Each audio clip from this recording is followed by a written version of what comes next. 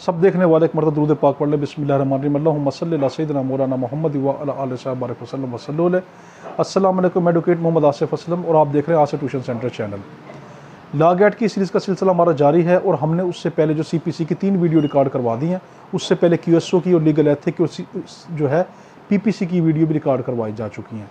आज हमारा जो है इस वीडियो के अंदर हम ऑर्डर 7 और ऑर्डर 8 को इंशाल्लाह हम डील करेंगे इस वीडियो में, ऑर्डर 7 और ऑर्डर 8 को।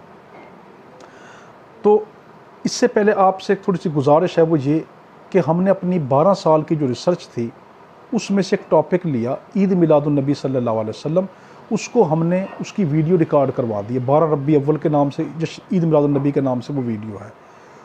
उस वीडियो को ना सिर्फ आप ख़ुद देखें बल्कि अपने दोस्तों को, रिश्तेदारों को उसको दिखाएं। उस वीडियो में हमने 25% सबूत डाला, बाकी जो 75% हमारी किताब में है वो इसलिए 75% नहीं डाला क्योंकि अगर हम वो सबूत पहले डाल देंगे हमारी किताबों में छपी नहीं है। तो अगर हम पहले दे देंगे वो जो है वो मैटर लीक हो जाएगा और पब्लिशर जो है वो इस चीज़ पे एतराज़ कर सकता है कि जो मैटर आपने हमें दिया है वो तो पहले ही आप लीक कर चुके हैं। तो इसलिए हमने सिर्फ 25% दिया, मगर वो 25% इतना है कि एक बंदे के लिए काफ़ी है समझने के लिए कि ईद मिलादुन नबी सल्लल्लाहु अलैहि वसल्लम होती है। मैं ये क्यों कह रहा हूँ? मैं इसलिए कह रहा हूँ कि सूरत हुजरात को पढ़कर देखें, उसमें ये लफ्ज़ लिखा कि अगर मेरे नबी की आवाज़ से तुम्हारी आवाज़ भी बुलंद हो गई, या उनके सामने इस तरीके से बैठ गए जिस तरीके से तुम आपस में खुलकर बैठते हो, गुफ्तगू उनसे इस तरह कर ली या उनसे पहल कदमी कर ली, तो मैं तुम्हारा ईमान सलब कर लूँगा, तुम्हारा ईमान छीन लूँगा और अगली जो सबसे ख़तरनाक बात की है वो अल्लाह ताला ने ये की, और तुम्हें ख़बर भी नहीं होने दूँगा।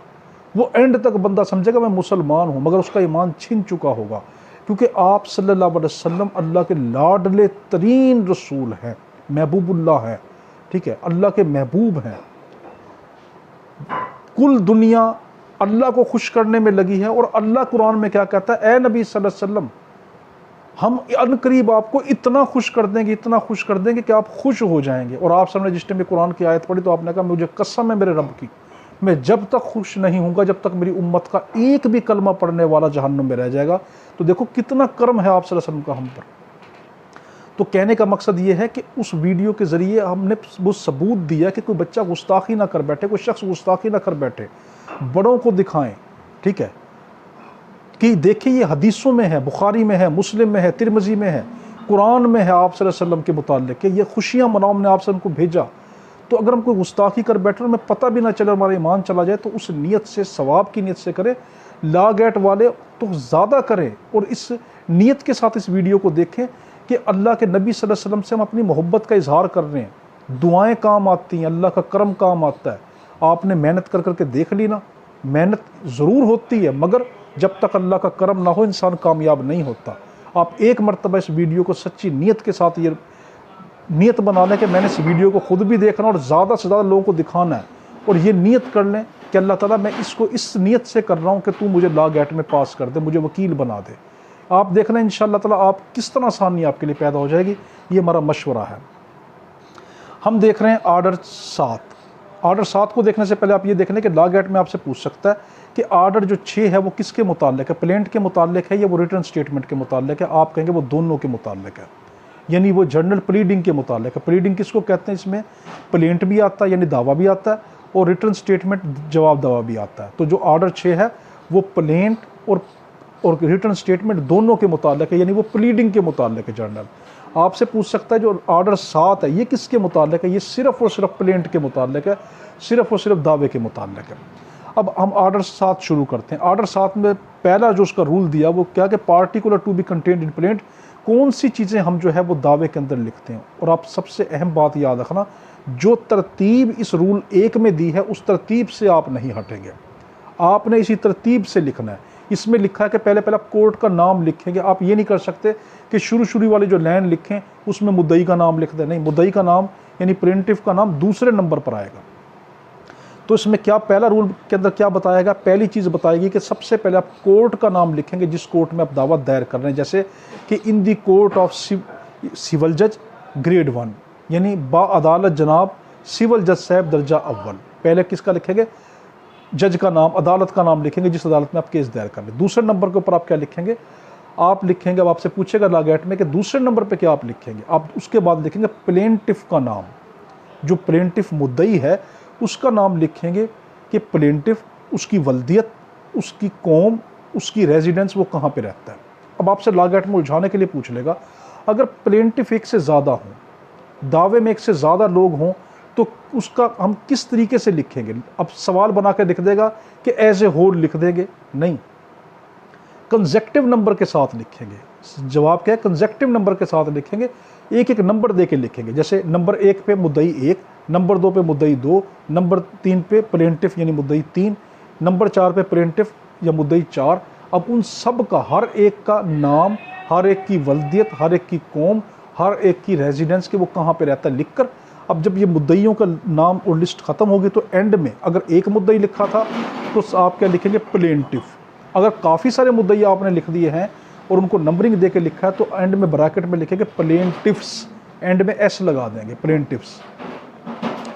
इसके बाद तीसरे नंबर पर आप क्या लिखेंगे, तीसरे नंबर पर आप लिखेंगे मुद्दा अलैह का नाम, ठीक है, यानी डिफेंडेंट का नाम। डिफेंडेंट का नाम, उसकी वल्दियत, उसकी कौम, उसकी रेजिडेंस, वो कहाँ पे रहता है। अब लॉ गैट में आपसे पूछ लेगा कि अगर क्या नाम है डिफेंडेंट एक से ज़्यादा हो तो क्या हम उसको एज ए होल लिख सकते हैं, नहीं, गलत, एज ए होल नहीं लिखेंगे, कंसेक्टिव नंबर के साथ लिखेंगे। डिफेंडेंट नंबर 1, डिफेंडेंट 2, डिफेंडेंट 3 उनका। फिर इसी तरीके से, इस तरह प्लेंटिफ में किया था, इसी तरीके से डिफेंडेंट का, पहले डिफेंडेंट का नाम, वल्दियत, उसकी कौम, उसकी रेजिडेंस, दूसरे का नाम, वल्दियत, कौम, रेजिडेंस, इस तरह सबका ये हम लिखना शुरू कर देंगे। और जब सब डिफेंडेंट आ जाएंगे तो एंड में क्या लिखेंगे, डिफेंडेंट्स, ठीक है, डिफेंडेंट्स, एंड में एस लगा देंगे। अगर एक से ज़्यादा मुद्दा अलैह है, डिफेंडेंट एक से ज़्यादा है तो, अगर सिर्फ एक डिफेंडेंट है तो फिर हम क्या लिखेंगे, डिफेंडेंट, ठीक है, ये याद रखना। अगर ये उसका उल्ट देता है तो फिर आप उसको गलत करेंगे, यानी अगर एक से ज़्यादा मुद्दा अलैह है तो डिफेंडेंट्स, एक से ज़्यादा प्लेंटिफ है तो प्लेंटिफ्स, एस लगेगा। आगे आपसे चौथे नंबर के ऊपर आप जो लिखेंगे वो ये लिखेंगे कि अगर प्लेंटिफ या डिफेंडेंट नाबालिग है, माइनर है, या अनसाउंडनेस ऑफ माइंड है, उसका जहन सही नहीं है, तो आप उसकी तफसील लिखेंगे, उसके पार्टिकुलर बताएंगे कि मैं इसका नुमाइंदा क्यों बन रहा हूँ, ठीक है, वो पूरा इफेक्ट आप लिखेंगे, स्टेटमेंट पूरी लिखेंगे कि जो ये दावा दायर किया जा रहा है, ये दावा जो दायर किया जा रहा है ये एक माइनर की तरफ से किया जा रहा है, एक नाबालिग की तरफ से किया जा रहा है, या ये जो दावा दायर किया जा रहा है ये एक पागल इंसान की तरफ से किया जा रहा है।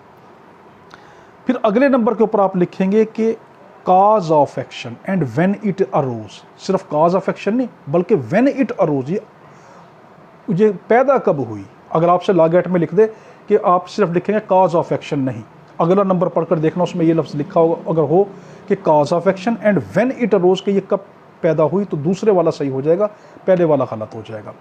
तो क्या लिखें, काज ऑफ एक्शन, बिनाए दावा, कि किस वजह ऐसी क्या है, बिनाए दावा काज ऑफ एक्शन कहते हैं, आप उस पर दावा कर क्यों रहे हैं। मिसाल से समझें, मैंने एक बंदे से पैसे लेने, उसने मुझसे वादा किया इस महीने की आपको 5 तारीख को दे दूंगा, मैं 5 तारीख को गया, उसने कहा कल आ जाना, मैं अगले दिन गया, उसने कहा मैं देता ही नहीं, जाओ।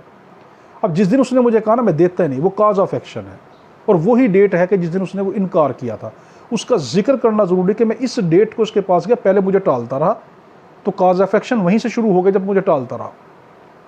मगर उस दिन असल काज ऑफ एक्शन वहाँ शुरू हुई, असल बिनाए दावा वहाँ पे शुरू हुआ जिस डेट को उसने मुझसे इनकार किया। फॉर एग्जांपल उसने मुझे 15 डेट को इनकार किया, तो मैं लिखूंगा 15 तारीख को इसने खुलकर मुझसे इनकार कर दिया कि मैं ये नहीं दूंगा, तो ये काज ऑफ एक्शन। तो आप उसमें लिखेंगे काज ऑफ एक्शन भी कि क्या वजह है जिस पर आप दावा दायर कर रहे हो, और वो कब उठी है, उसको डेट भी लिखोगे। उसके बाद है कि कोर्ट के मुतालिक लिखेंगे कि कोर्ट की जुरिस्डिक्शन है या नहीं, ये ज़रूर लिखना पड़ता है। देखो ये तरतीब लाजमी चलनी है कि कोर्ट की जुरिस्डिक्शन आपने लिखनी है कि ये कोर्ट जो मैं दावा दायर कर रहा हूँ, ये दावा इस कोर्ट के इहाते में आता है, मेरी रिहाइश या मेरी जायदाद इस कोर्ट के इहाते के अंदर आती है, तो इसलिए मैं दावा दायर कर रहा हूँ। उसके बाद आप जो लिखेंगे वो रिलीफ लिखेंगे कि आप क्या चाहते हैं, कोर्ट से चाहते क्या हैं। मैंने जैसे पैसे लेने हैं तो मैं कोर्ट से क्या कहूँगा, मुझे रिलीफ ये दे कि मेरे पैसे वापस लेके दें, और जो मेरा आगे इजाफी तौर पर लिख सकते हैं कि मेरा जो नुकसान इसके अंदर हुआ है, जो मैंने क्या नाम है जो अपना वकील किया है, जो अदालती खर्चा किया, मुझे वो भी लेके दें। तो ठीक, तो जो आप डिमांड आपकी है वो रिलीफ होता है, वो आप रिलीफ लिख के देंगे। उसके बाद क्या है कि अगर तो सेट ऑफ है, ये सेट ऑफ को थोड़ा सा समझे, सेट ऑफ किसको कहते हैं। सेट ऑफ इसको कहते हैं कि मैंने उस बंदे को 5 लाख रुपए दिए और उसने मुझे कहा मैं इसी महीने की जो अगला महीना आ रहा है उसकी 5 तारीख को आपको वापस कर दूंगा, जब मैं उससे पैसे लेने गया वो इनकारी हो गया, इनकारी हो गया, इनकारी हो गया। एंड के अंदर उसने क्या कहा, मैं बिल्कुल ही नहीं देता, जाओ। पहले टालता रहा, टालता रहा, टालता रहा, फिर एंड में बिल्कुल इनकारी हो गया, मैंने देने ही नहीं है। अब अगर ऐसा मामला है कि जिसमें सेट ऑफ का मामला है, ठीक है, तो वो भी आप इसके अंदर लिखेंगे प्लेंटिफ कि आपने उससे कितने लेने और उसने आपसे कितने लेने। मिसाल के तौर के ऊपर मैंने उसको 5 लाख दिए और वो अगला बंदा कहता है कि मैंने भी इससे 2 लाख लेने हैं, ठीक है, तो आप उसका हवाला दें कि मैंने इसको 5 लाख दिए मगर मैंने उसके 2 लाख देने थे। तो ये इसको कहते हैं सेट ऑफ, इसको कहते हैं काउंटर क्लेम, कि आपने अगर किसी बंदे के पैसे देने हों, यानी आपस में अगर लेन देन हो, मैंने उसको 5 लाख दिए और मैंने उसको 2 लाख पहले ही देने थे, तो इसको कहते हैं सेट ऑफ को। तो ये आप उसका ज़रूर हवाला देंगे कि मेरे सेट ऑफ क्यों हुआ। उसके बाद है कि मालियत कोर्ट की, ये आपने ज़रूर लिखना है कि आपका दावा कितनी मालियत का, आपकी जायदाद कितनी मालियत की और उस पर कितनी कोर्ट फीस है। याद रखना 25,000 से कम तक के पे कोर्ट फीस नहीं है, वो हम कोर्ट फीस एक्ट में जाके देखेंगे। तो यानी आपने ये क्यों देना है कि कोर्ट फीस नहीं है, वो इसलिए देना पड़ता है कि ताकि ये पता चले कि जो हमने कोर्ट फीस देनी है, 2 वजूहात की बिना के ऊपर हम अपनी जायदाद की मालियत बताते हैं। लॉ गेट में पूछ सकता है, जो आप अपनी जायदाद की मालियत बताते हैं, ठीक है, तो वो आप क्यों बताते हो, वैल्यू ऑफ सब्जेक्ट मैटर क्यों बताते हैं, आपसे पूछ सकता है वैल्यू ऑफ सब्जेक्ट मैटर आप क्यों बताते हैं, इसकी वजूहात क्या है। इसकी 2 वजूहात है। पहली ये कि हमने जो कोर्ट फीस अदा करनी है उसका तयन हो जाए कि हमारी कितनी जायदाद की वैल्यू है और उसमें कितनी कोर्ट फीस लगती है। और दूसरा क्या कि कोर्ट क्या उस मालियत के दावे की जुरिस्डिक्शन रखती भी है या नहीं रखती। अगर मेरे दावे की मालियत बढ़ गई है तो मेरा ये दावा इस कोर्ट में दाखिल नहीं हो सकता, बल्कि मैं अगली कोर्ट में चला जाऊंगा। तो आपसे पूछ सकता लॉ गेट के अंदर, और अक्सर पूछता भी है, अहम सब इम्तहानों के अंदर भी पूछता है कि क्यों आप जो है LLB के इम्तहानों में कि क्यों कोर्ट फीस जो है आप उसके बारे में बताते हैं कि मेरे सब्जेक्ट मैटर की वैल्यू इतनी है। तो उसके सिर्फ 2 वजूहात है, कोर्ट फीस का तयन करना, दूसरा ये कि अदालत को जुरिस्डिक्शन लगती भी है या नहीं लगती। मेरी कोर्ट फीस बढ़ गई यानी मेरी जायदाद की सब्जेक्ट मैटर बढ़ गया, तो मेरी जायदाद की वैल्यू का मुकदमा ये कोर्ट नहीं सुन सकती, बस बल्कि इससे अगली कोर्ट सुनेगी। अब है हमारा रूल 2। ये जो पहला जो मैं अभी तक पढ़ा है ये रूल 1 पढ़ा और उसके अंदर जो उसकी सब क्लॉजेज पढ़ी हैं। अब है रूल 2, इन मनी सूट। वो कहता है कि अगर मामला किसी रकम का है, अगर लेन देन किसी जायदाद का नहीं बल्कि रकम का लेन देन है, तो आप मुकम्मल रकम की वजाहत बताएंगे। सिर्फ ये नहीं कहेंगे मैंने इससे कुछ रकम लेनी है, बल्कि रकम का कुल बताएंगे कि मैंने 5,60,000 जो है 300 रुपये से लेने, 5,60,300 रुपये से लेने हैं। तो यानी उसका पूरा पार्टिकुलर बताएंगे। और अगर जो है मामला ऐसा है कि जिसमें प्रॉफिट है, मेंस प्रॉफिट, अगर आपसे लॉ गेट में पूछ ले, अगर मामला जो है वो मेंस प्रॉफिट का होगा या अनसेटल्ड अकाउंट का होगा, ये लॉ गेट में उलझा के पूछ सकता है कि अगर आपने रकम लेनी हो तो आपने पूरी लिख दी, मगर अगर आपका मामला है मेंस प्रॉफिट का, नाजायज उसने आपसे को मुनाफा लिया उसका, या मामला है अनसेटल्ड अकाउंट का, ऐसे अकाउंट का, ऐसे खाते का, ऐसी रकम का जिसका तयन नहीं हो पा रहा मैंने इससे कितने लेने हैं। आपने दुकान में माल डाला था, दोनों ने पार्टनरशिप में, अब ये पता नहीं चल रहा कि उसने कितना पैसा आपका खा लिया, तो ऐसे में आप अंदाजन बताएंगे, ठीक है। तो आपसे लॉ गेट पूछेगा अगर अनसेटल्ड अकाउंट हो और वो जो दूसरा है कि मेंस प्रॉफिट का हो, तो फिर आप क्या करेंगे, अप्रोक्सीमेटली जो अमाउंट होगी उसको बताएंगे। फिर क्या बताएंगे, अप्रोक्सीमेटली अमाउंट बताएंगे, जो अंदाजन अमाउंट है वो बता देंगे। हमारे पास रूल 3 क्या कहता है कि where the subject matter of the suit is immovable property. तीसरा बताता है कि अगर आपकी, 2 ने क्या कहा, अगर आपका सूट, ये जो आपका जो दावा है उसका सब्जेक्ट मैटर रकम है तो क्या बताएंगे। तीसरे में कहता है कि अगर रकम का मामला नहीं, आपकी जायदाद का मामला, तो क्या बताएंगे। अगर जायदाद का मामला है तो इसके अंदर हम क्या बताएंगे, हमारी जायदाद कहाँ पे वाक़या, कहाँ पे सिचुएट है, उसका पूरा नक्शा देंगे, उसके लैंड मार्क बताएंगे, ये बताएंगे उसके इर्द गिर्द किसकी जायदाद है, मशरक़ में क्या है, मगरब में क्या है, शुमाल में किसका प्लाट है, जुनूब में किसका प्लाट है, सामने से कौन सी सड़क जाती है, या कोई ऐसा प्लाट है जिसके इर्द गिर्द कोई मकान नहीं, तो लैंड मार्क बताएंगे, इसके सामने फ़लाँ जो है खंबा लगता है, या फ़लाँ नहर लगती है, या फ़लाँ उसकी पूरी डिस्क्रिप्शन बताएंगे। तो आपसे पूछ सकता है कि अगर जायदाद इमूवेबल हो लॉ गेट में तो फिर आप क्या बताएंगे, आप क्या लिखेंगे, उसकी पूरी डिस्क्रिप्शन बताएंगे। अगर उसके इर्द गिर्द पूरी डिस्क्रिप्शन सही तरीके से वाज़िया नहीं हो रही तो पूरा लैंड मार्क बताएंगे, कोई निशानात वगैरह बताएंगे। चौथा है कि when plaintiff sues as representative, आपसे लॉ गेट में पूछ सकता है कि अगर कोई प्रेजेंटेटिव जो है जो आपका प्लेंटिफ है, जो मुद्दई है, वो एक नुमाइंदे के तौर के ऊपर जो है दावा दायर कर रहा है, तो वो क्या लिखेगा? लागत ने पूछ सकता है 5-6 लोग इकट्ठे जो है वो उनको एक ही तरह का नुकसान पहुंचा, उनमें से एक बंदा उन सब का नुमाइंदा बनकर जो है वो दावा दायर करता है, उनका रिप्रेजेंटेटिव बनकर, उनका नुमाइंदा बनकर एक बंदा दावा दायर करता है। अब वो क्या लिखेगा प्लेंट में? तो आप क्या लिखेंगे? वो क्या लिखेगा कि सबसे पहले कि मैं कौन हूँ और मेरा इसमें क्या मफाद है, अपना उसके अंदर इंटरेस्ट लिखेगा, मेरा इसमें क्या मफाद है। तो जब तक वो अपना मफाद नहीं लिखेगा तब तक जो है दावा उसका वो सही नहीं होगा। कि वो क्या लिखेगा? अपना एक्चुअल एग्जिस्ट, कि मैं क्यों इसके अंदर आया हूँ, अपनी एक्चुअल एग्जिस्टेंस लिखेगा, मेरा इस दावे में होना क्यों ज़रूरी है। और फिर अपना इंटरेस्ट भी लिखेगा कि मेरा इस सब्जेक्ट मैटर में, इस दावे के अंदर मेरा क्या इंटरेस्ट है, मेरा क्या मफाद है, ये लिखेगा। आगे है defendant's interest and liability. Rule 5 कहता है कि defendant's interest and liability to be shown. इसमें आपने ये बताना है कि मुद्दा अलह जो डिफेंडेंट है उसके ऊपर ही मैं क्यों दावा दायर कर रहा हूँ।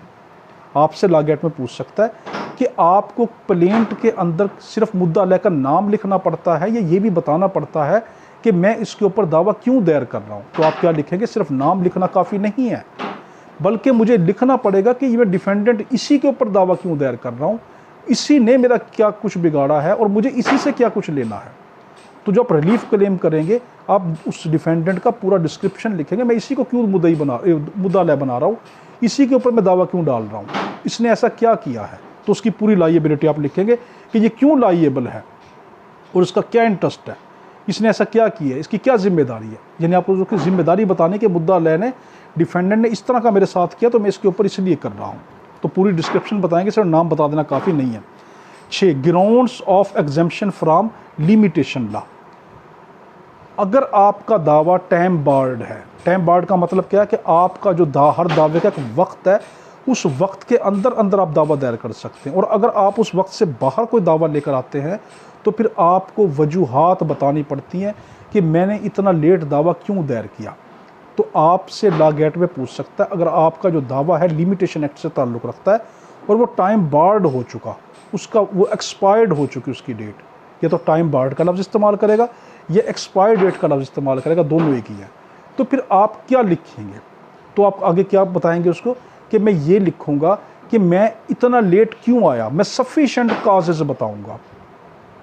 अब आपसे इसमें एक चीज़ उलझा के पूछ सकता है कि सिर्फ आप एक वजह बता देंगे, नहीं, हर दिन का डिले मुझे बताना पड़ेगा कि मैं इतने दिन क्यों डिले हुआ, इस दिन क्या वजह थी, इस दिन क्या वजह थी। लिमिटेशन एक्ट में सिस्टम जाएंगे पूरी डिले की लिस्ट मांगता कि आपने सारी की सारी बातें बतानी है, सिर्फ ये नहीं कि मैं मजबूर था इसलिए मैं नहीं आ सका, नहीं ये चीज़ नहीं, पूरी की पूरी तफसील सफिशेंट काजेज अदालत को बतानी पड़ती है। 7वां है relief to be specifically stated.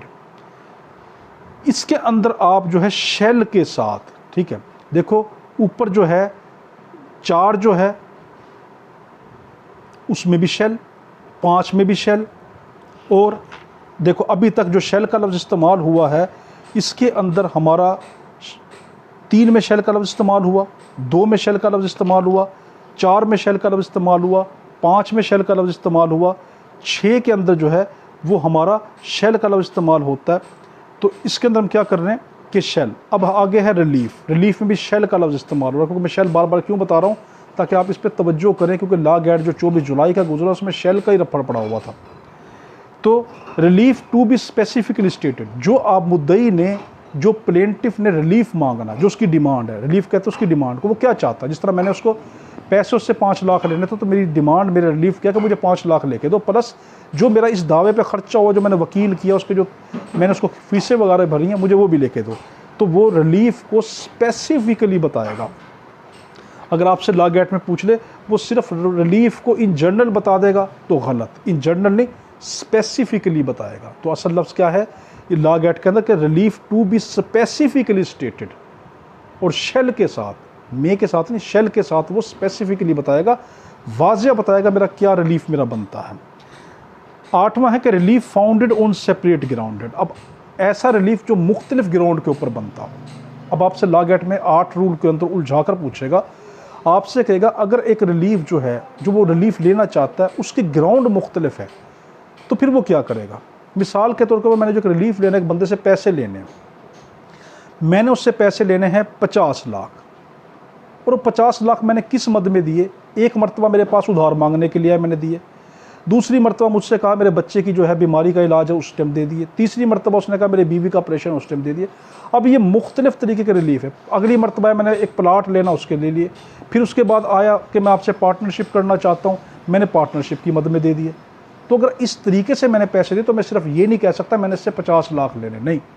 अगर ग्राउंड मुख्तलिफ हैं, पहले कभी किसी और मामले में ले गया, फिर किसी और मामले में ले गया, तो फिर मैं क्या करूँगा, वो सारे ग्राउंड बताऊँगा। तो लॉ गेटर पूछ सकता है कि ग्राउंड मुख्तलिफ हों तो फिर आप क्या करेंगे, क्या जनरली बता देंगे? नहीं, specifically each and every ground should be mentioned. Her ground जो मुझे हमें बताना पड़ेगा। नौवां है प्रोसीजर ऑफ एडमिटिंग प्लेंट, बड़ा अहम है। जो प्लेंट है वो किस तरीके से एडमिट होता है। इसमें पहला बताया कि प्लेंट क्यों किस तरह एडमिट होगा, यानी जो आप दावा दे रहे हैं वो किस तरह दायर होगा, मंजूर कैसे हो जाएगा, आपका दावा मंजूरी कैसे होगी दावे की, उसमें क्या है। सबसे पहले इसके अंदर है कि plaint shall present with the plaint. सबसे पहले आपका क्या है कि प्लेंट जो है आपका जो दावा, आप उसके अंदर वो तमाम दस्तावेज साथ लगाएंगे जो दस्तावेज जो है वो आपके पास है। मिसाल के तौर के ऊपर मैं दावा दायर कर रहा हूँ अपने मकान का कि ये मकान की मेरी मलकियत है, ये मेरे कब्ज़े के, ये मेरे मलकियत का है, मगर मैंने उसको किराए पे दिया तो इस बंदे ने उस पर कब्ज़ा कर लिया। अब मैं अपने दावे के साथ क्या लगाऊंगा, अपनी मलकियत के जदाद के जो मेरे पेपर हैं, जो रजिस्ट्री के इंतकाल के जो मेरे डॉक्यूमेंट है वो, प्लस किराएनामे की कापी और वो तमाम दस्तावेज जो मेरी हमायत में जाते हैं। तो क्या प्लेंट के साथ वो तमाम डॉक्यूमेंट लगाने पड़ते हैं जिसके ऊपर आपका दावा रिलाई करता है, जिस पे प्लेंटिफ रिलाई करता है, वो तमाम डॉक्यूमेंट साथ लगाने, प्लस वो उन डॉक्यूमेंट की लिस्ट भी साथ लगानी कि मैंने इस डॉक्यूमेंट के, इस दावे के साथ कौन कौन से डॉक्यूमेंट लगाए। लिस्ट में आप क्या लिखेंगे, नंबर 1 मैंने अपने इंतकाल की वो लगाई फ़ोटोकॉपी, रजिस्ट्री की फ़ोटोकॉपी लगाई, किराएनामा साथ लगाया, बयान हल्फी लगाया, जो मैं चीज़ें लगा रहा हूँ उसकी लिस्ट बनाकर साथ अटैच कर दूंगा। उसके बाद फिर आप क्या करेंगे कि अगर सम्मन जारी करना है, डिफेंडेंट के पास सम्मन जारी होता है, तो आप सम्मन का जो है वो आप ड्राफ्ट फार्म, यानी सम्मन जो छपा हुआ होता है ड्राफ्ट फार्म वो, और सम्मन की फ़ीस के जो सम्मन अदालत भेजेगी आपके जो दूसरी पार्टी की तरफ, डिफेंडेंट की तरफ जो सम्मन भेजेगी कि आप आओ, उसको बुलाएगी कि आप आओ, तो वो जो सम्मन होगा उस सम्मन की आप जो ड्राफ्ट फार्म यानी सम्मन का फार्म और उसकी फ़ीस भी, उसका ख़र्चा भी साथ देंगे। अगर लॉ गेट में आपसे पूछ ले कि सिर्फ आप ड्राफ्ट फार्म जमा कराते हैं, उसकी फ़ीस जमा नहीं कराते, तो क्या आपका दावा एडमिट हो जाएगा? बिल्कुल भी नहीं होगा, जब तक आप फ़ीस जमा नहीं कराएंगे, ख़र्चा जमा नहीं कराएंगे।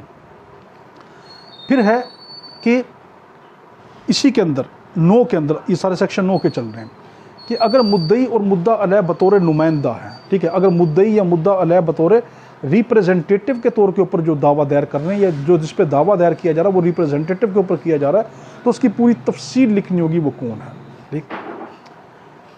उसके बाद आपसे पूछ सकता है लॉ गेट में इसी 9 के अंदर, रूल 9 के अंदर, कि अगर आप जो अपनी अमेंडमेंट करना चाहे स्टेटमेंट में, अगर आप प्लेंटिफ अपने दावे में अमेंडमेंट करना चाहे अपने स्टेटमेंट में, तो वो कर सकता है? आप कहेंगे नहीं, जब तक अदालत की इजाज़त ना ले ले। अगर उसने दावा दायर कर दिया और वो दावा एडमिट कर दिया, उसने एडमिट करने के बाद अब वो दावा वापस नहीं ले सकता। अब कोर्ट की इजाज़त लेनी पड़ेगी कि मैंने दावे में फ़लाँ गलती कर दी, मैं एडमिट तो कर चुका हूँ, मगर मैं फ़लाँ गलती कर चुका हूँ, तो मैं कोर्ट की लीव से उसमें तरमीम की जा सकती है। उसके बाद है कि फिर एंड में क्या होगा।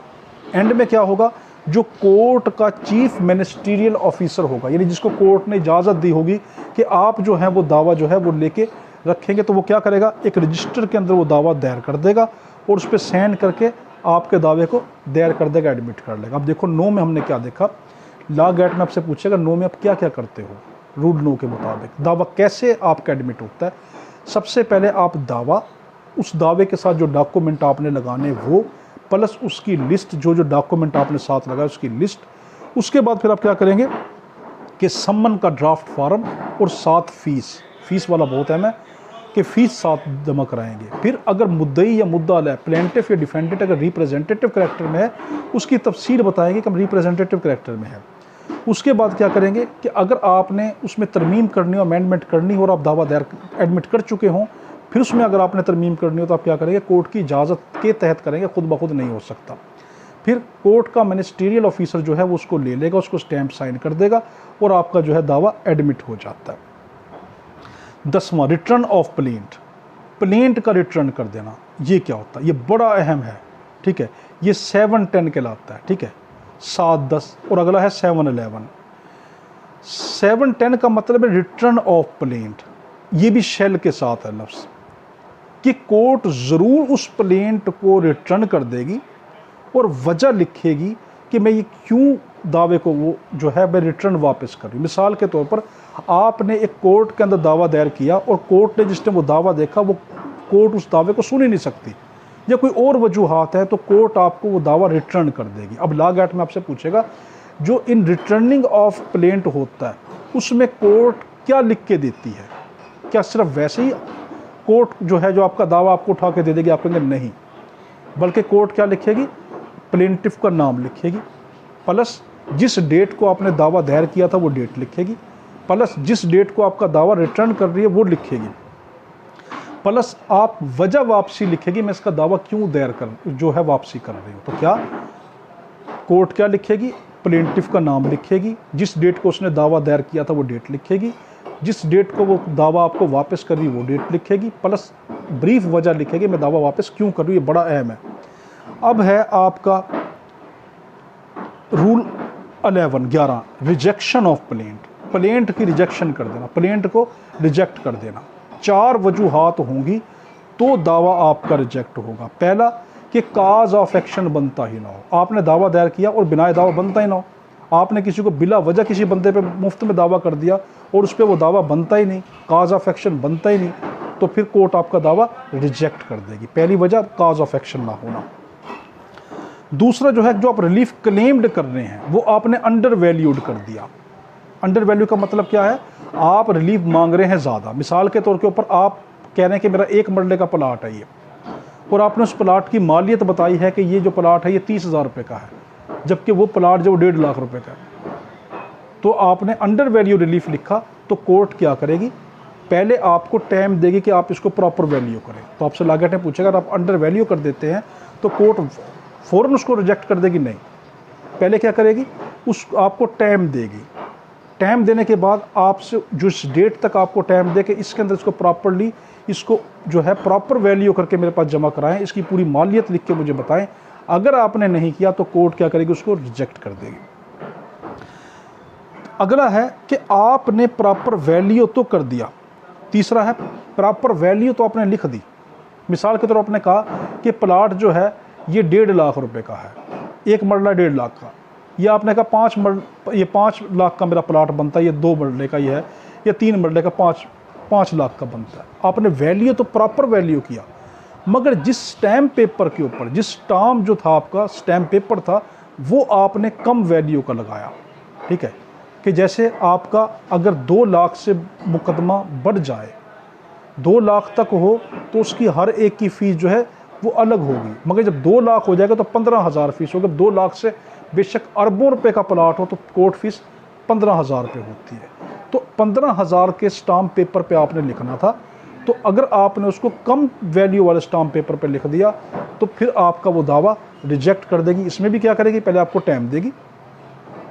तो आपकी लॉ एक्ट ने पूछ सकता, अगर आपने प्रॉपर वैल्यू तो लिखी मगर स्टाम्प पेपर प्रॉपर वैल्यू वाला नहीं लगाया तो कोर्ट क्या करेगी, तो पहले वो आपको टाइम देगी, उसके बाद उसको रिजेक्ट कर देगा। अब देखो 11 में कोर्ट क्या करती, 4 अगली चौथी वजाहत पढ़ लें। अगर आपका मुकदमा टाइम बार्ड है या किसी तरीके से अदालत नहीं सुन सकती तो उस मुकदमे को भी रिजेक्ट कर देगी। तो 4 वजूहात होंगी तो मुकदमा रिजेक्ट होता है। पहली काज ऑफ एक्शन नहीं बनता तो अदालत उसको रिजेक्ट कर देगी। दूसरा, आपने जो रिलीफ लिया है वो अंडर वैल्यू लिया, आपने उसकी सही मालियत नहीं लिखी, तो कोर्ट क्या करेगी, आपको टाइम देगी। लॉ एक्ट ने पूछेगा क्या करेगी, तो आपको टाइम देगी। उस टाइम में अगर आप फेल हो गए, उस टाइम में अगर आपने उसको प्रॉपर वैल्यू नहीं किया, अब आपका दावा रिजेक्ट कर देगी। तीसरा, आपने प्रॉपर वैल्यू तो किया है, आपने उसका वैल्यू सही लिखी कि मेरा 5 लाख का बनता है, मगर जो स्टाम्प पेपर लगाया तो वो 5 लाख का था तो उसके ऊपर 15,000 का स्टाम्प पेपर लगना था।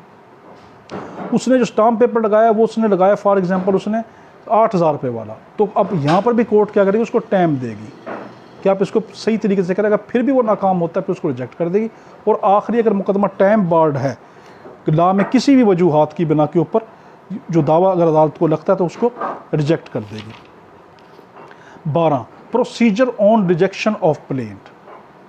क्या प्रोसीजर अदालत करती, 12 रूल 12 में जो उसने जो प्लेंट को रिजेक्ट किया वो क्या करेगी, अदालत वजह लिख के बताएगी कि मैंने किस वजह की बुनियाद के ऊपर उसको रिजेक्ट किया, तो जज जो है वो ज़रूर वजह लिखेगा, ऑर्डर जो 7 और रूल उसका 12 के तहत। 13 where rejection of plaint does not preclude presentation of fresh plaint. ये बड़ा अहम है, लागत में पूछ सकता है कि जो अभी तक हमने वजह 12 तक पढ़ी, जो ये ऊपर वजूहात बताए जिनकी बुनियाद के ऊपर जो दावा है जो रिजेक्ट हुआ, अगर वो दावा जो रिजेक्ट होता 11 के तहत, तो क्या उसी काज ऑफ एक्शन पे हम नया दावा लेके आ सकते हैं। ये बड़ा अहम रूल है, 13 रूल बड़ा अहम है कि अगर जो दावा रिजेक्ट हुआ है, जो काज जो हमने वजूहात पढ़ी हैं 11 के अंदर, उसके तहत जो दावा रिजेक्ट हुआ, तो क्या वो उसी बुनियाद पर उसी काज ऑफ एक्शन पर हमारा एक कोर्ट के अंदर दावा रिजेक्ट हो चुका। मिसाल के तौर के ऊपर मैंने मेरी इस कोर्ट में मैंने दावा दायर किया और मेरा इसी काज ऑफ एक्शन के ऊपर इसी वजूहात पे दावा रिजेक्ट हो गया, अब मैं दूसरी कोर्ट में इसी ग्राउंड के ऊपर दावा लेके जा सकता हूँ, ठीक है। तो हाँ, मैं सेम ग्राउंड के ऊपर दावा लेके जा सकता हूँ।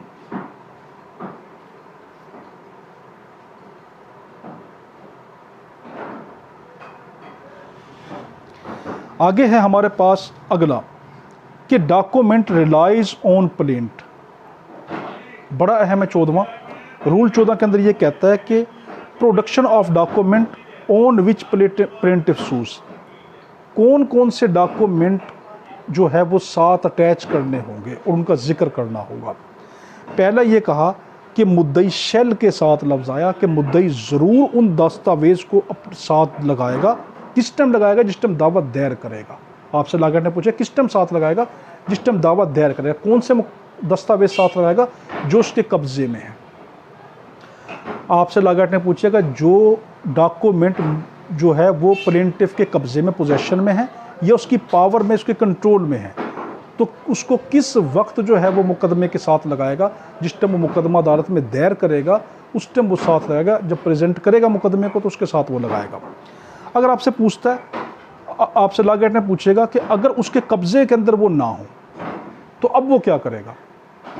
कुछ डॉक्यूमेंट इस किस्म के जो उसके कब्जे में नहीं है, अब वो क्या करेगा, तो वो क्या करेगा कि उसके साथ एक लिस्ट में उसका हवाला दे देगा कि ये वाला जो डॉक्यूमेंट है ये मेरे कब्जे में नहीं, ये मेरे कब्जे के अंदर नहीं रहा, तो या किसी और के कब्जे में है या कुछ और उसकी वजूहात हुई, तो उसके लिस्ट में उसका हवाला ज़रूर देगा। अब है आपका rule 15 statement in case of document not in plaintiff position और पावर।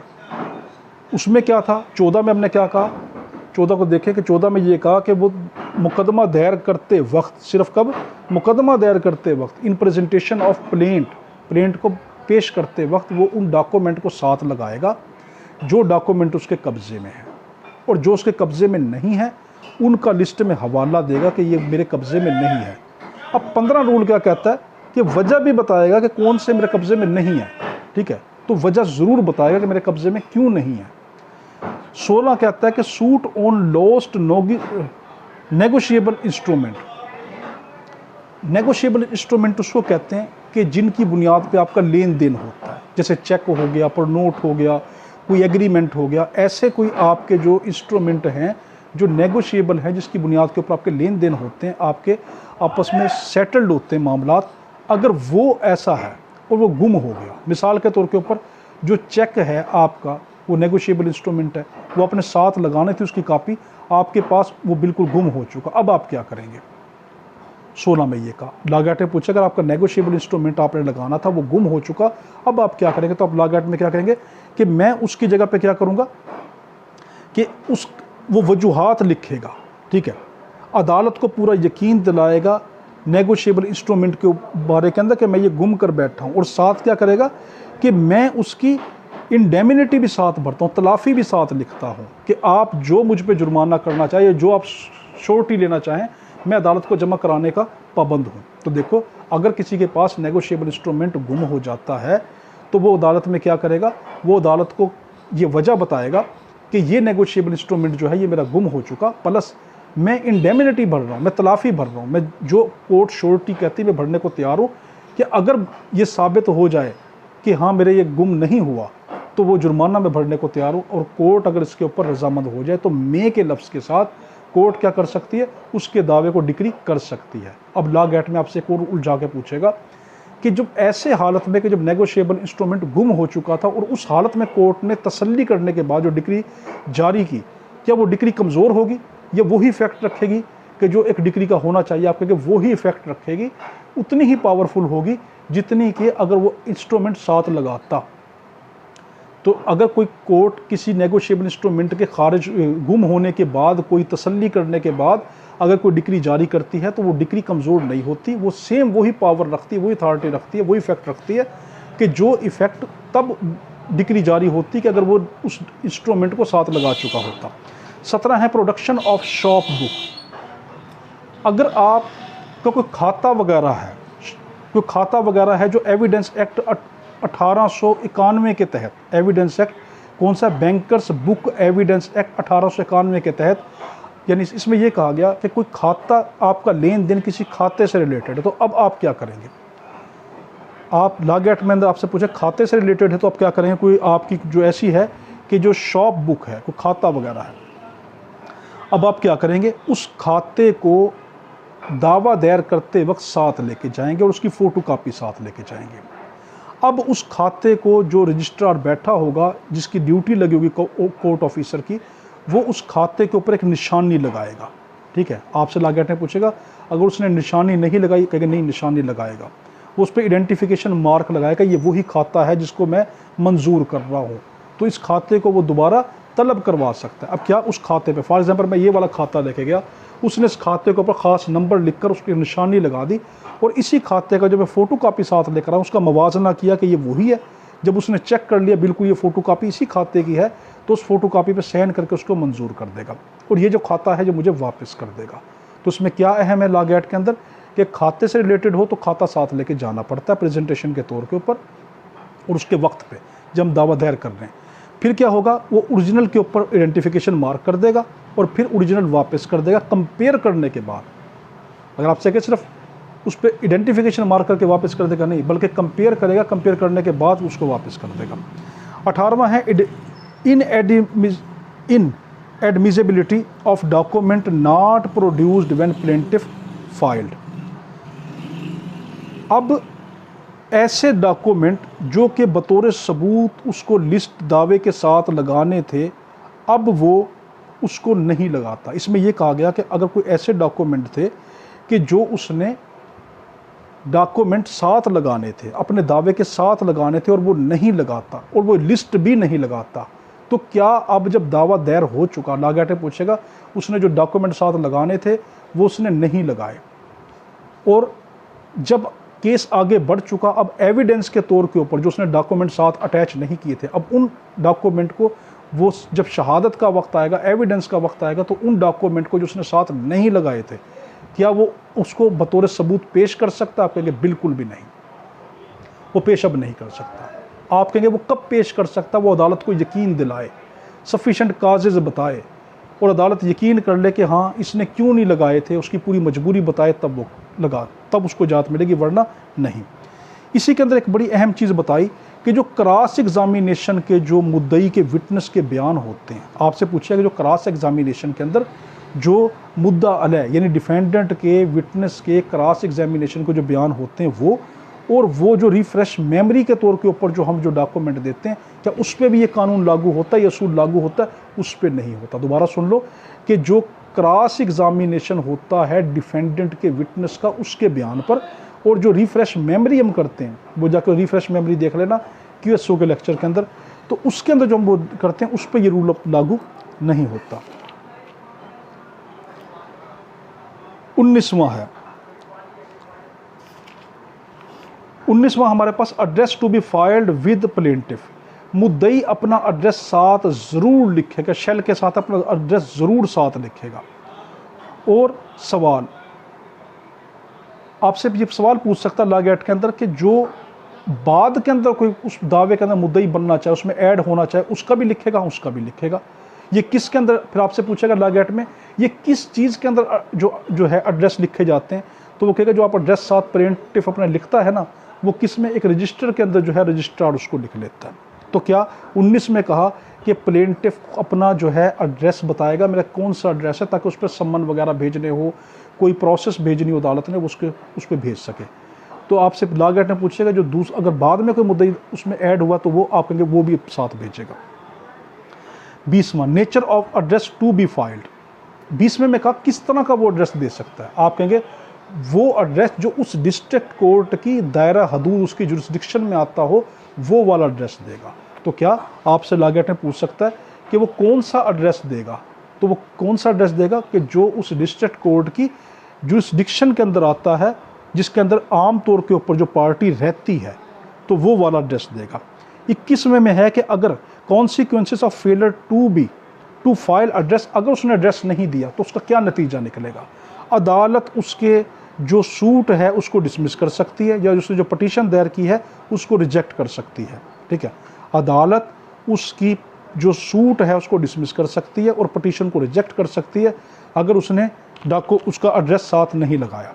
अब आपसे लॉग एक्ट में पूछ सकता है कि अदालत जो है उसके सूट को जो है जो डिसमिस करेगी या उसके पटिशन को रिजेक्ट करेगी, ये किस पावर के तहत करेगी। आप कहेंगे सू मोटो, अपनी खुद सवाबदीद अपने अख्तियार के तौर पर भी रिजेक्ट कर सकती है, या दूसरी पार्टी अगर दरख्वास्त दे दे, एप्लीकेशन दे दे कि देखो इसने जो है एड्रेस साथ नहीं लगाया और आपने उसको टाइम भी दिया, इसने नहीं लगाया, तो उस मुकदमे को रिजेक्ट कर सकती है। तो ये बड़ा अहम है कि सू मोटो के तहत भी कर सकती है और क्या नाम है एप्लीकेशन पे भी कर सकते हैं। 22वां, प्रोसीजर व्हेन, ओहो 41 मिनट की हो चुकी है। अच्छा, 22वां है कि procedure when party not found at the place of address. आपसे लॉग एक्ट ने पूछेगा जो उसने एड्रेस दिया और पार्टी उसके ऊपर नहीं मिली, और ना पार्टी मिली ना उनकी फैमिली का कोई मेल मेंबर मिला जो बालिग हो, मेजर मेंबर भी कोई नहीं मिला, तो अब कोर्ट क्या करेगी। तो कोर्ट क्या करेगी, उसके घर के बाहर जो है जो सम्मन उसने जारी किया था, जो कोई डॉक्यूमेंट को प्रोसेस जारी किया था, उसकी फ़ोटोकॉपी उसके घर के बाहर लगा कर आ जाएगी। तो ये लॉग एक्ट पूछ सकता है। इसी के अंदर 22 के अंदर उसकी दूसरी जो है क्लास के अंदर क्या कहा गया कि अगर जो उसने तारीख जो मुकर्रर की थी उस तारीख को पार्टी नहीं आती, जो तारीख उसको दी थी उस तारीख को नहीं आती, तो अब क्या कोर्ट करेगी। कोर्ट ने उसको सम्मन दे के बुलाया, अपने इस तारीख को आना है, और वो पार्टी नहीं आती। अब कोर्ट क्या करेगी, एक तारीख आगे और डाल देगी, पेशी आगे डाल देगी, और उसको क्या करेगी, एक सम्मन, हतमी सम्मन जारी कर देगी उसके एड्रेस के ऊपर। अब वो सम्मन उसको मिले ना मिले, वो आए ना आए, अदालत ये डीम करके बैठ जाएगी, समझ के बैठ जाएगी कि ये सम्मन उसको मिल गया, बेशक अब मिले ना मिले। अगर पहले उसको बनवाया, सम्मन उसने ले लिया और वो फिर नहीं आता कोर्ट में, तो कोर्ट एक पेशी और डाल देगी, अब उसको दोबारा सम्मन जारी करेगी, मगर ये सम्मन हतमी होगा। अब चाहे मिले ना मिले, अब अदालत उसको समझ के बैठ जाएगी, इसको सम्मन मिल चुका है, अब इसके खिलाफ कार्रवाई कर देगी। 23वां है कि सर्विस ऑन प्लेडर। क्या ऐसा आपसे लॉग एक्ट में पूछ सकता है कि अगर किसी शख्स ने, किसी पार्टी ने कोई वकील किया हो, तो उसको हम सम्मन या कोई प्रोसेस दे सकते हैं। आप कहेंगे हाँ दे सकते हैं। आपसे पूछ सकता हम कब नहीं दे सकते, अगर अदालत को कोई वजह लगती है, कोई ऐसी वजूहात है कि वकील को नहीं दिया जा सकता, तब अदालत नहीं देगी, वरना आम हालात में वकील को सम्मन वगैरह और वो जो प्रोसेस होता है अदालत की कार्रवाई का, वो दिया जा सकता है। 24वां, चेंज ऑफ एड्रेस। अगर बंदे ने अपना एड्रेस उसके अंदर लिखवाया और उसको चेंज करना चाहे तो वो क्या कर सकता है। अगर बंदे ने अपना एड्रेस लिखाया, उसको चेंज करना चाहे, तो वो क्या करेगा, वेरीफाइड पटिशन दायर करेगा। वो क्या करेगा, वेरीफाइड पटिशन दायर करेगा और मुखालिफ पार्टी को उसका नोटिस भी देगा। 24 में क्या कहा कि एक शख्स ने अपना, 24 में ये कहा गया कि एक पार्टी ने अपना एड्रेस तो लिखा, लॉग एक्ट में पूछेगा एड्रेस तो लिखा, मगर बाद में वो तब्दील करना चाहे तो क्या करेगा, हाँ वो अदालत की इजाज़त से चेंज कर सकता है। प्लस उसने जब चेंज किया तो दूसरी पार्टी को उसका नोटिस देगा। 25वां, सर्विस बाय अदर मोड। कि दूसरे और कोई तरीके हैं जिसके ज़रिए से हम दूसरी पार्टी तक कोई ना कोई सर्विस भेज सकते, उसको नोटिस भेज सकते, उसको इतला दे सकते हैं। आप कहेंगे हाँ। लॉग एक्ट में आपसे पूछेगा क्या आज के जदीद दौर में फेसबुक के ज़रिए से, व्हाट्सएप के ज़रिए से, ट्विटर के ज़रिए से या किसी और तरीके से ढोल बजाकर एनीवन किसी भी तरीके से आप सर्विस ऑफ सम्मन कर सकते हैं, प्रोसेस कर सकते हैं। आप कहेंगे बिल्कुल कर सकते हैं। कोई भी तरीका जो अदालत को फिट लगे, अदालत कहे कि ये तरीका सही है, तो अदालत उसके ज़रिए से उसको प्रोसेस करवा सकती है। अखबार इश्तिहार दिलवा दे, व्हाट्सएप पे करवा दे, फेसबुक पे डाल दे, सोशल मीडिया पे डाल दे, कुछ भी। 26वां इसका आज के लिए साथ इसका जो आखिरी था वो ये है कि list of legal representative of plaintiff.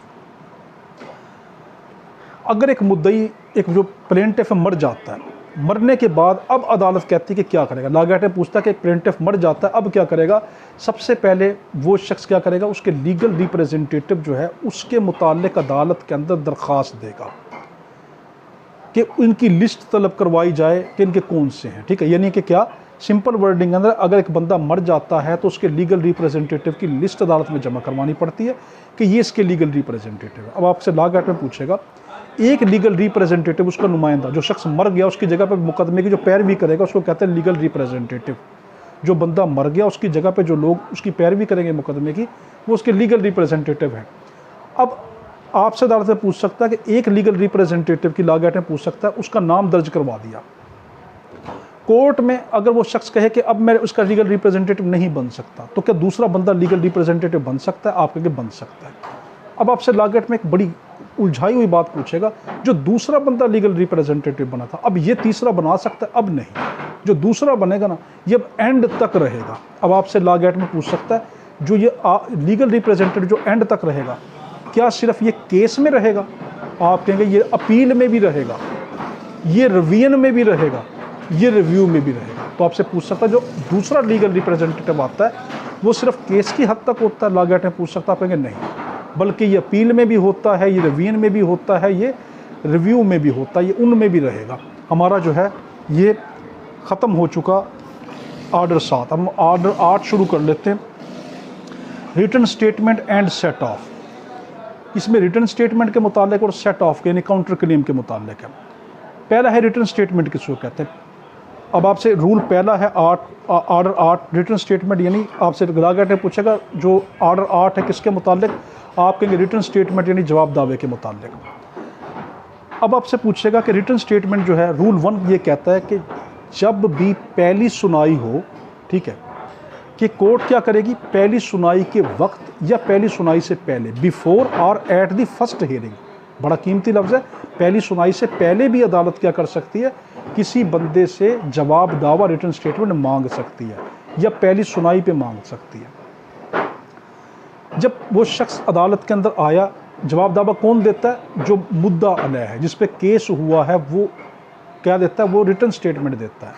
Plaintiff क्या करता है, वो प्लेंट दर्ज कराता है। दावा जो प्लेंट होता है वो मुद्दई दर्ज कराता है। रिटन स्टेटमेंट जो मुद्दा अलह जिस पे दावा हुआ है वो रिटन स्टेटमेंट दर्ज कराता है। अब आप यहाँ से कहेगा लागैट में कितना टाइम अदालत उस शख्स को देगी जो है जवाब दावा रिटन स्टेटमेंट दाखिल करवाने के लिए। आपसे पूछेगा लागैट में कि रिटन स्टेटमेंट दर्ज कराने के लिए, जमा कराने के लिए, जवाब दावा अदालत में जमा कराने के लिए अदालत उसको कितना टाइम देगी, तो आप क्या कहेंगे, अदालत उसको कोई टाइम फिक्स कर सकती है। अगर आपसे पूछता लागैट में, अगर अदालत ने कोई टाइम फिक्स नहीं किया कि वो कब रिटन स्टेटमेंट जमा कराए, तब कितने दिन होते हैं, आप कहेंगे नॉट मोर देन 30 डेज, 30 दिन से ज़्यादा टाइम नहीं है, उसको जद कराना पड़ेगा। इसका रूल 2 कहता है कि new fact must be specifically added. जवाब दावे में मुद्दा अलह को रिटन स्टेटमेंट में ज़रूर बताना पड़ेगा, ठीक है। उसको क्या बताना पड़ेगा, वो ये कहेगा कि ये मुकदमा बनता ही नहीं, या ये मुकदमा वाइड है, या ये वाइडेबल है, या ये बिल्कुल बेबुनियाद, ये बातें करेगा। अगर उसने ना की तो इसमें ये बात की गई, अगर उसने ना की, वो कोई बात ऐसी ना की जो उसको करनी चाहिए थी। और इसमें मिसाल क्या देके समझाई इस रूल में कि दूसरी पार्टी हैरान हो कि हैं ये किस किस्म का मुद्दा अलह, ये किस किस्म का वकील है ये मुद्दा अलह का, कि जो उसको बात कहनी थी वो कर नहीं रहा। तो यानी सिंपल वर्डिंग में रूल 2 में कहा गया हर वो बात जो अपने दिफा के लिए वो उठा सकता है वो उसको ज़रूर बताएगा। तीसरे में कहा गया डिनाइल टू बी स्पेसिफिक।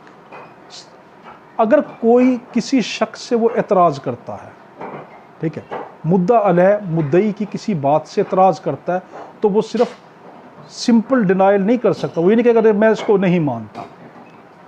मुद्दई ने कहा प्लेंटिफ ने कहा इसने मेरे 5 लाख रुपए देने हैं और इसने मुझसे क्या लिए थे, ये इसने अपनी बेटी की शादी पे लिए थे, इस डेट को फलाने। अब वो ये नहीं कह सकता मैंने पैसे नहीं लिए, नहीं, बल्कि पूरा लिखे जो मुद्दई कहता है कि इस डेट को बेटी की शादी पे लिए थे वो 5 लाख मैंने नहीं लिए, तफसील बताएगा। चौथे में कहा इवैड डिनाइड, यानी इनकार मज़बब काफ़ी नहीं बल्कि उतनी रकम बतानी पड़े क्या है। यानी चौथे में क्या बताया उसी की तफसीर है तीसरे की। उसने कहा मुद्दई कहता है इसने 5 लाख रुपए लिए बेटी की शादी के ऊपर 1 जनवरी को 2012 को 1 जनवरी 2012 को बेटी की शादी के ऊपर इसने मुझसे 5 लाख रुपए लिए। अब वो ये नहीं कहेगा मैंने बेटी की शादी पे से पैसे नहीं लिए, नहीं, बल्कि क्या कहेगा मैंने इस जनवरी की इस डेट को 5 लाख रुपए अपनी बेटी की शादी के लिए इससे नहीं लिए थे। ठीक है, पूरी बात बताएगा। आगे स्पेसिफिक डिनाइल, वो ये कहता है 5 रूल के अंदर एक शख्स जो माजूर है, ठीक है, ऐसा शख्स कि जो सिर्फ माजूर है उसको छोड़कर, कोई डिसेबल शख्स है उसको छोड़कर अदालत क्या कर सकती है कि वो किसी भी शख्स के इनकार को अगर उसने ना किया उसको तस्लीम समझा जाएगा। यानी 5वां बड़ा अहम है, आपसे लॉ गेट में पूछेगा कि एक शख्स को किसी चीज़ से इनकार करना था मगर वो नहीं करता, मुद्दा अलैह को एक चीज़ से इनकार करना था, उसने कहा था मैंने ये नहीं किया मगर वो उसका इनकार नहीं करता। अब अदालत उसको क्या समझ बैठेगी, अदालत उसको हाँ समझ बैठेगी कि इसने ये बात मान ली है। तो बड़ा अहम, अगर लॉ गेट ने पूछे एक बंदे को इनकार करना था वो उससे नहीं करता, तो अदालत क्या समझेगी, उसको हाँ समझ बैठेगी। अब है आपसे इसे पूछ सकता कि अदालत अगर चाहे तो किसी बंदे ने कोई चीज़ एडमिट की हो उसका सबूत मांग सकती है। हाँ, एक बंदा तस्लीम कर ले फलां चीज़ तो अदालत उसका सबूत चाहे तो मांग सकती है। छठा, ये बड़ा अहम है कि 8-6 की कार्रवाई होती है सेट ऑफ के बता। सेट ऑफ वही मैंने आपको जो बता दिया कि अगर किसी बंदे को मैंने 5 लाख रुपए दिए और उसने भी मेरे 2 लाख रुपए मुझसे लेने थे, इसको कहते हैं सेट ऑफ। तो ये कहा गया, छठे रूल में कहा गया पहली सुनाई के वक्त कोर्ट के अंदर सेट ऑफ बताना पड़ेगा। अगर मैंने एक बंदा मुझ पे दावा करता है इसने मुझसे 5 लाख रुपए ये मुझे दे, फॉर एग्जांपल मुझ पे दावा दायर किए फलां वाले बंदे ने, उसने कहा कि आसिफ ने मुझे 5 लाख रुपए मेरे देने हैं, तो अगर मैंने भी उससे 2 लाख रुपए लेने हैं तो मैं उसका जिक्र पहली ही सुनाई में करूँगा कि इसको कहते हैं सेट ऑफ, कि मैंने भी इससे भाई 2 लाख रुपए लेने, वो 2 लाख रुपए मैं काट लेता हूँ, बाकी जो अदालत मेरा फैसला कर दे। तो ये कब दायर करना पड़ेगा, आपसे लॉ गेट ने पूछ सकता है। जो सेट ऑफ है कब बताना पड़ता है, वो कब बताना पड़ेगा, वो आपको पहली सुनाई में बताना पड़ेगा। अब आपको एक उलझा कर लॉ गेट में पूछ सकता है सेट ऑफ क्या कोर्ट की पिक्यूनरी जुरिस्डिक्शन से बढ़ सकता है। हाँ, वो कोर्ट की पिक्यूनरी जुरिस्डिक्शन के दायरा अख्तियार में होना चाहिए। जो उनका सेट ऑफ हो वो कोर्ट की माली हदूद की पिक्यूनरी जुरिस्डिक्शन के दायरा अख्तियार में होना ज़रूरी है। अब है आपसे कि वो ये लॉ गेट में पूछेगा जो बंदा सेट ऑफ का दावा करता है, मुद्दई ने मुझ पे दावा किया कि मैंने इससे आसिफ से 5 लाख लेने, मैं अब जवाब दावे में लिखता हूँ कि मैंने इससे 2 लाख लेने। अब जो मैंने सेट ऑफ किया, इस सेट ऑफ की वैल्यू क्या है, ये सेट ऑफ भी एक दावा बन जाता है, ये सेट ऑफ प्लेंट बन जाएगा। अब यानी डबल केस बन गया, मुद्दई ने मुझ पे केस किया हुआ था, जो मैंने सेट ऑफ किया, जो मेरा सेट ऑफ था, ये जवाब दावा नहीं रहा बल्कि ये खुद एक केस बन गया। ये उस मुद्दई के खिलाफ केस, उसका मेरे खिलाफ केस, मेरा उसके खिलाफ केस, यानी काउंटर केस बन गया, क्रॉस केस बन गया। ये आपसे पूछ सकता है। और अब आपसे एक और पूछ सकता है कि जो क्रॉस केस होता है, जो मैंने काउंटर क्लेम किया, अब जो मैंने उस पर क्लेम किया, अब वो मुद्दा अलह हो गया। हाँ, वो मुद्दा अलह हो गया, उसके ऊपर वही असूल लागू हो गए रिटर्न स्टेटमेंट वाले। हाँ, तो जो आपसे लॉ गेट ने पूछेगा, अगर कोई शख्स काउंटर क्लेम करता है, सेट ऑफ का दावा करता है किसी के ऊपर, तो जिस पे सेट ऑफ को उसने इल्ज़ाम लगाया, अब वो शख्स क्या डिफेंडेंट बन गया? हाँ, वो डिफेंडेंट की हैसियत में आ गया। अब वो जो जवाब दावा देगा वो डिफेंडेंट के असूल को बना के देगा। 9वां, सब्सिक्वेंट प्लीडिंग।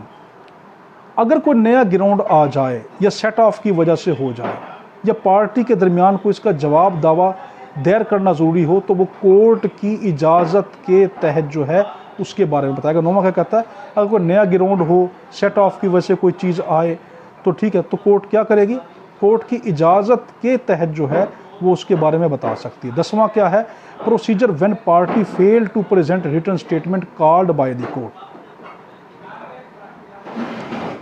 10 रूल में ये कहा गया कि अगर कोर्ट ने उससे जवाब दावा मांगा, उसको तारीख दी और उस तारीख के ऊपर वो नहीं देता तो कोर्ट क्या करेगी। तो मे के साथ, ठीक है, कोर्ट अगर चाहे तो क्या कर सकती है, उसको टाइम फिक्स कर सकती है, उसको टाइम आगे दे सकती है, या उसके दावे को जो है उसके खिलाफ जो है जजमेंट सुना सकती है, उसके दावे को आगे बढ़ा भी सकती है, उसको टाइम भी दे सकती है, या उसके खिलाफ जजमेंट भी सुना सकती है। 11 एड्रेस फॉर सर्विस, जिस तरह उसमें कहा गया था प्लेंट में, इसमें भी बिल्कुल यही चीज़ है कि एड्रेस जो है, जो मुद्दा अलग है उसको भी अपने सम्मन के लिए एड्रेस वगैरह जमा कराना पड़ेगा। मगर इसमें एक अहम चीज़ है, रूल 11 के अंदर ये कहा गया कि जो ऑर्डर 7 का जो रूल जो था 20, 23, 24, 25 वो इस पे लागू होगा।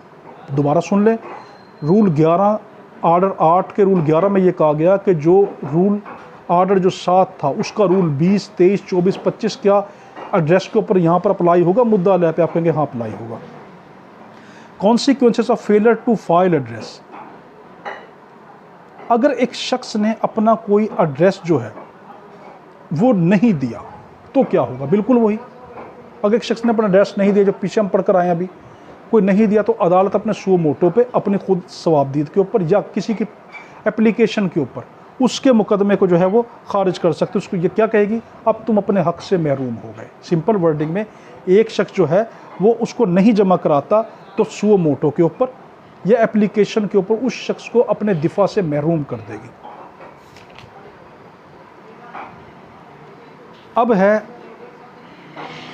13, आखिरी है 13 में ये कहा गया लिस्ट ऑफ लीगल रिप्रेजेंटेटिव। वही वाली बात, अगर कोई शख्स मुद्दा अलग है और आपसे लॉ गेट ने पूछा एक शख्स मुद्दा अलग है और वो शख्स मर जाता है, अब क्या होगा, वो लीगल रिप्रेजेंटेटिव की लिस्ट जमा कराएगा और वो लीगल रिप्रेजेंटेटिव उसकी जगह के ऊपर जो है केस को आगे प्रोसीड करेंगे। अब आपसे लॉ गेट में पूछ लेगा इसी के अंदर, अगर डिफेंडेंट का लीगल रिप्रेजेंटेटिव ये चाहे कि मैं ये लीगल रिप्रेजेंटेटिव नहीं रहना चाहता, कोई नाम चेंज कराना चाहे वो करवा सकता है, आप कहेंगे वो करवा सकता है। अब एक और पूछेगा, अब जो दूसरा लीगल रिप्रेजेंटेटिव आया ये सिर्फ केस की हद तक होगा, केस के फैसले तक होगा, आप कहेंगे नहीं, ये अपील में भी यही रहेगा जो दूसरा था, जो दूसरा नाम चेंज करा अपील में भी रहेगा, वो किस में रहेगा, वो आगे रिवीजन में भी रहेगा और रिव्यू में भी रहेगा। यहाँ तक हमारा था, कोई क्वेश्चन पूछना। अल्लाहुम्मा सल्ली अला सय्यिदिना मौलाना मुहम्मद व अला आलिहि व सल्लम व सल्लु अला हाफिज़।